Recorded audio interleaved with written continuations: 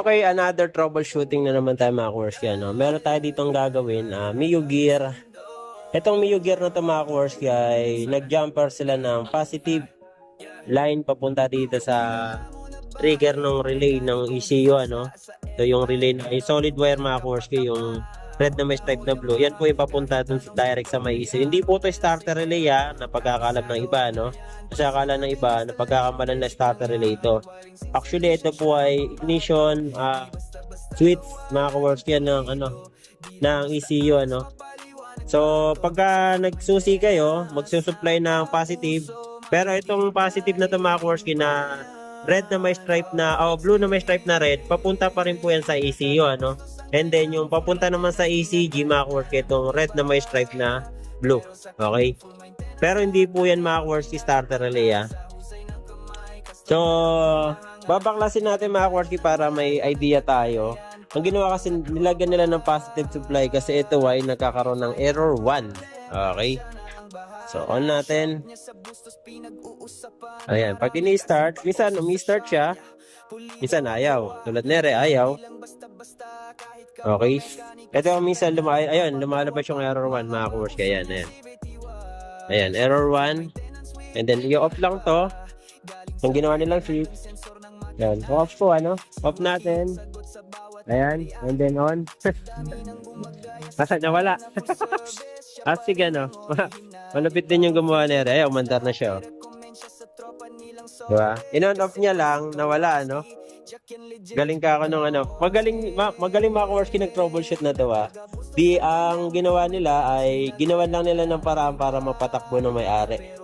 Shoutout dun sa mekaniko na gumawa na to. Ayan, ito yung gawa mo. Shoutout sa'yo, ang husay mo, idol. So, diba? Ayan mga Kuwarski, nawala yung error 1. Diba? Yun ang problema ng motor ni Bossing.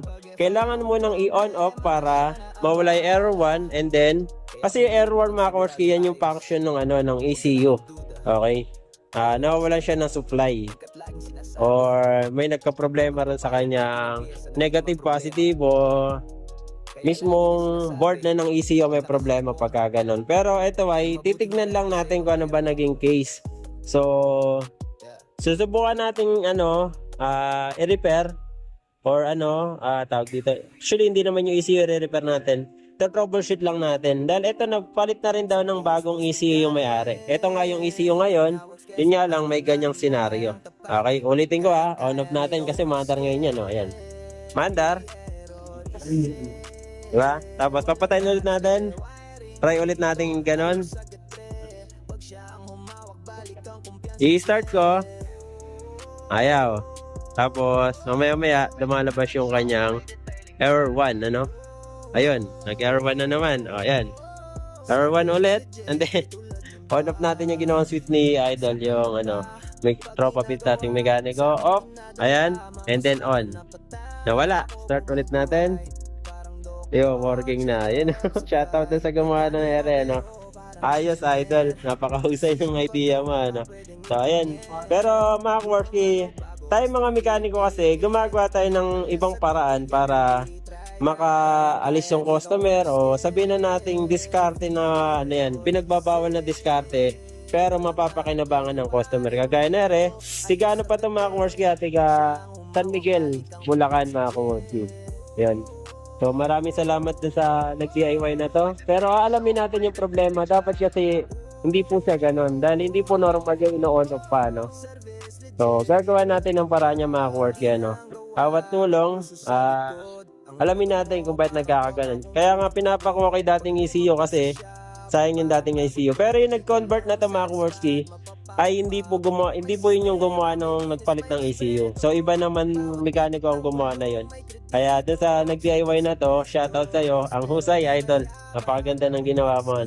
Na-demo lang sa akin ng customer. Ngayon yun yung alamin natin. Dapat hindi po ino-on off ng switch na ganun. So kumbaga so standard natin siya. Alamin natin niya mga Kuwarski. So ito muna video ko ngayon. Update ko na lang kayo pag nagawa ko na, and then ma-share ko rin kung ano ba nangyari, bakit nagkaganon mga Kuwarski. So ito troubleshooting ko muna. Kaya nga sabi ko doon sa may-ari, pasuyo ka ako, pakuha yung dating ECU para malaman natin kung ano yung naging history error niya or bakit nagkaganon. Baka mamaya buo pa yung ECU niya, sayang. Sabi ko nga din sa customer, kung buo naman yung dati niyang ECU, bibiling ko na lang. Okay? Para kahit pa paano, may budget pa siya. Diba? Ayan, sa mga nais magpagawa naman mga Kaworski na mga gantong problema, maaari kayong bumisit sa aming shop. Location natin Cockpit Arena, no? So, malapit lang tayo dyan mga Kaworski. So, ito yung mga ginawa natin ngayong araw ng linggo. So, medyo konti lang naman. Ito, release na rin to. Tsaka yung isa, yun nasa dulo. Yun nandun sa dulo, release na rin yun yung Aerox. Ito, full maintenance mga Kaworski. Ito mga Kaworski, full maintenance pa, plus full race, tsaka ano mga Kaworski, ano, suspension. So pinagsabay-sabay ni na Idol para, ayan, malinis na rin lahat. So yung mga Kaworski, ano, sa mga nice naman gumawa ng ganito, mag-ingat po kayo, okay? Baka magkamali kayo, magka-problema yung wirings na binaklas nyo, yun lang. Malaking problema yung mga Kaworski, ano. Ayan, so ito full maintenance namin. Baklas yung magneto. Ayan. Dito sa may engine bay. Dito sa TBT baklas yung mga Kaworski, ano. Malilinis muna namin bago namin trabahuin yung motor. Alright? Sa mga nice magpagawa dito, pasyal na lang. Alright. Okay mga Kaworski, ito na po yung update dito sa Mio Gravis, ano, na ginagawa ko ngayon. Ito ay kasi meron na kasing nagbaklas dito dati. So inahanap ko kanina naging problema. Isa sa mga nakita ko mga Kaworski kung ba't nag-error 1, itong line ng positive niya, wala pong positive supply. Okay, so tester natin, ano. So dalawang klase lang naman yung mga Kaworski. Pagka error 1, o tatlong klase. Pag error 1, check upin niyo yung positive. Pero madalas kasi positive. Nawawalan ng positive supply yung ECU or ground. Or madalas naman pagka error 1 or sa iba pa lang ano, senaryo, pag error 1, yung mismong ECU na may problema, no? Eto, tester natin. Eto mga Kaworski. Dapat kasi itong positive na to is may live yan. Ayan, wala po siyang live mga Kaworski.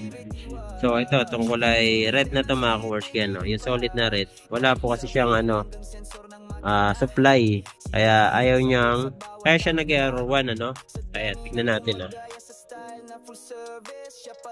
Actually, ito pala, nakahugot pala yung ating ano, dahil na-harness ako kasi. So, ayan. ECG natin, ayan, nag-error 1 siya, no? Kasi wala siyang supply dun sa ECU, mga Kaworski. Ganito yan. Bakit siya nagkaroon ng error 1? Yung mismong ECU natin, mga Kaworski, ito. Etong mga supply na to, wala pong linya yan. Ngayon, tatapan ko mga Kaworski, ano, sampulan ko kayo, tatapan ko siya ng positive line.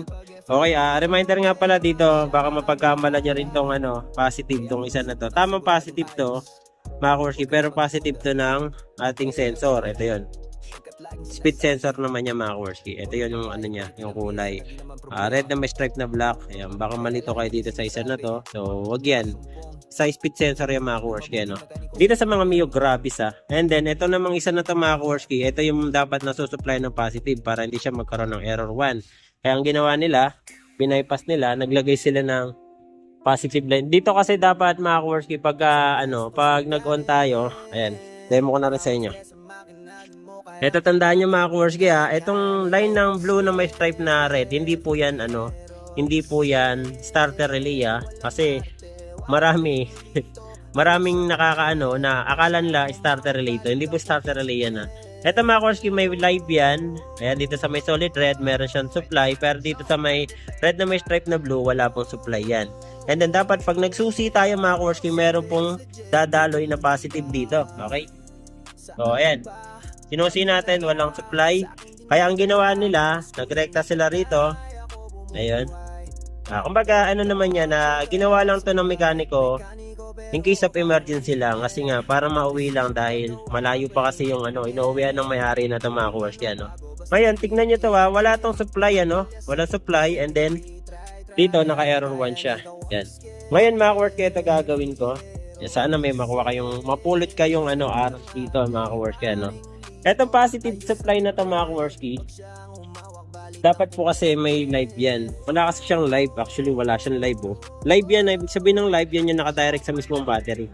Hindi po siya positive accessories. Yung positive accessories naman, pag nag-on kayo, yun yung may supply. Ito, live to. So, wala siya mga Kaworski, Wala.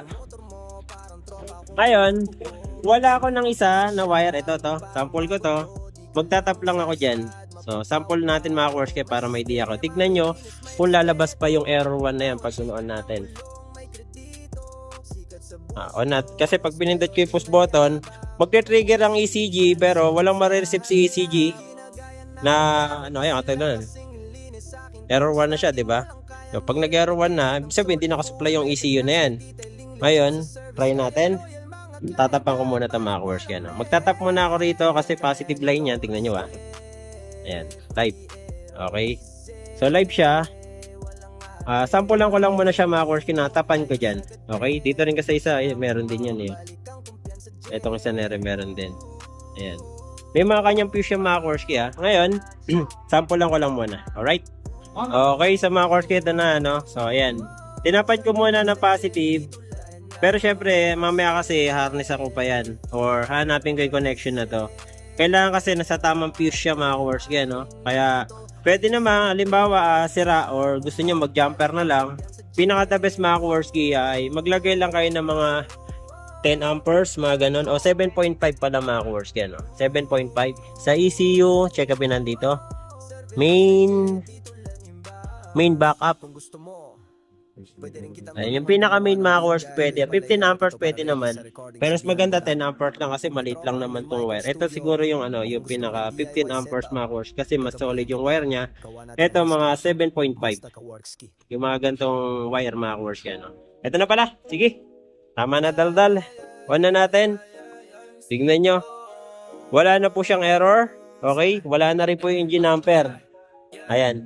Tapos, dapat yan, may positive line na po yan mga Kaworski, Tignan nyo. Okay, may positive line na. And then, papunta sa ECU, meron na rin mga Kaworski.